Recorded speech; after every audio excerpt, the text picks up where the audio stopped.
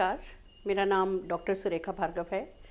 Doctor हूँ क्योंकि accounting में पीएचडी करी है, पर एक बहुत ही मिडिल क्लास फैमिली को बिलोंग करती हूँ और सारे बचपन ये सुनते सुनते बड़ी हुई कि भैया भार्गव जी ये तो आपकी बेटियाँ, इन्होंने कौन सा आपका नाम रोशन करना है, इन पे क्यों खर्चा कर रहे हो, इनको क्यों साइकिल दिलाई, इनको क्यों लूना दिलाई, इनको क्यों ट्यूशन पढ़ा रहे हो। और बस मन में कहीं इच्छा थी कि अपने पेरेंट्स का नाम रोशन करूँगी।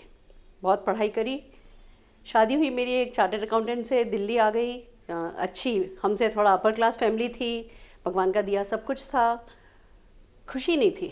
क्यों? क्योंकि ब्रेकफास्ट में क्या बनेगा, फिर लंच में क्या बनेगा, लंच में सोचते थे डिनर में क्या बनेगा, और डिनर में फिर सोचा करते थे कि ब्रेकफास्ट में क्या बनेगा। नो डाउट वो पीरियड हमने बहुत इन्जॉय किया, बट इच्छा थी अपनी पहचान बनाने की, अपना नाम कमाने की, अपने पेरेंट्स को गर्व महसूस कराने की, अपने ससुराल में ये साबित करने की कि मैं ही अरुण के लिए बेस्ट, मैं ही अरुण जी के लिए बेस्ट मैच थी। बहुत सारी दबी हुई इच्छा थी जो बस दबी ही रह जाती अगर मोदी केयर अपॉर्चुनिटी सामने नहीं आती। मोदी केयर का प्लेटफॉर्म आया, एक लेडी आई थी और उसने इस अपॉर्चुनिटी के बारे में हमें बताया, कुछ एक फ़ोटोग्राफ्स दिखाई। एक मोटर मैकेनिक था जो कहीं किसी गैरेज में नौकरी करता था, उस फोटोग्राफ में वो अपने खुद के प्लेन के साथ खड़ा था। एक टीचर थी जिसके दोनों पैर कटे हुए थे, व्हील चेयर पर बैठी थी, हैंडीकैप थी, पर अपने करोड़ों के बंगले के सामने व्हील चेयर पर बैठी थी। एक हस्बैंड वाइफ की फ़ोटोग्राफ थी जिन्होंने 4 साल इस बिज़नेस को किया था। हस्बैंड की रोड एक्सीडेंट में डेथ हो गई थी, वाइफ पागल हो गई थी, पागल खाने चली गई थी, पर 30 साल बाद जब ये कहानी लिखी गई थी तो उनके दोनों बच्चे अमेरिका के 100 सबसे रईस लोगों में से एक थे। दोस्तों वही एक ऐसा क्षण था जिसमें कुछ क्लिक हुआ, कुछ किसी चीज़ ने मुझे हुक किया और बस दिल में आया कि अगर एक मोटर मैकेनिक प्लेन खरीद सकता है तो मैं क्यों हस्बैंड को हर साल बर्थडे पे पैंट शर्ट गिफ्ट करती हूँ।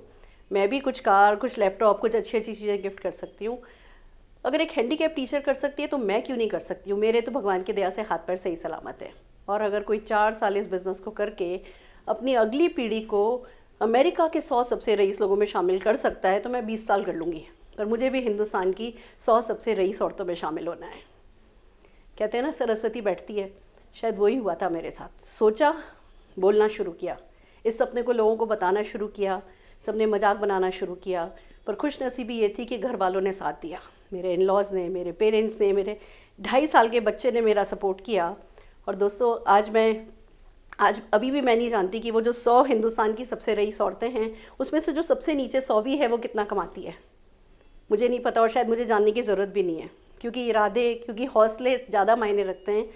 हिंदुस्तान की 100 सबसे रईस तो मैं अभी नहीं बनी हूँ, पर हाँ इंडस्ट्री की, नेटवर्क मार्केटिंग इंडस्ट्री की सबसे रईस औरत मैं बन पाई हूँ। 167 रुपीज़ के छोटे से चेक से शुरू किया था, 70 लाख रुपए के चेक तक गई हूँ। एक मारुति 800, वो जिसमें हाथ से खिड़की ऊपर चढ़ाई जाती थी, उस कार से शुरू किया था तो मर्सिडीज़ GL तक जा पाई हूँ। सपने बड़े होते गए, सपने पूरे होते गए, हौसले बड़े होते गए, अच्छे से अच्छे लोग इस रास्ते में मिलते चले गए।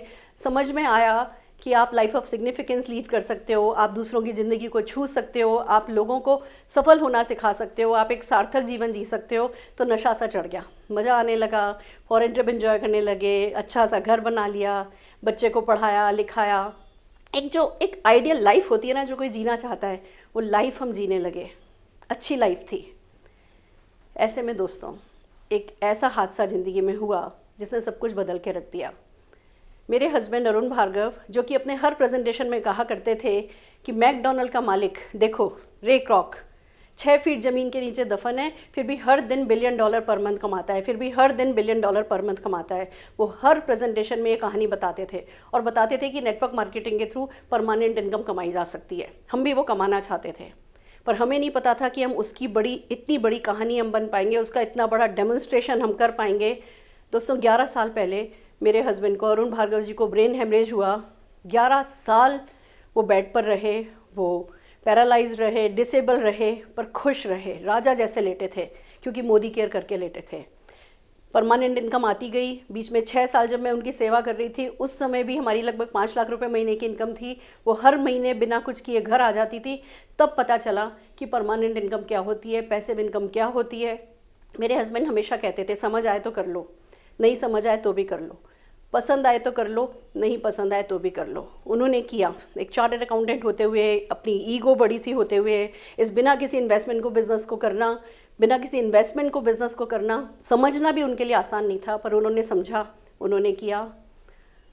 दोस्तों, अभी कुछ दिन पहले वो इस दुनिया में नहीं रहे। वो हम सबको छोड़ करके चले गए, पर राजा जैसे जिए और राजा जैसे शान से गए। दोस्तों, मेरे हस्बैंड हमेशा कहते थे, ये बिज़नेस समझ आए तो कर लो, नहीं समझ आए तो कर लो, पसंद आए तो कर लो, ना पसंद आए तो भी कर लो, क्योंकि तुम्हें नहीं पता इस बिज़नेस की तुम्हें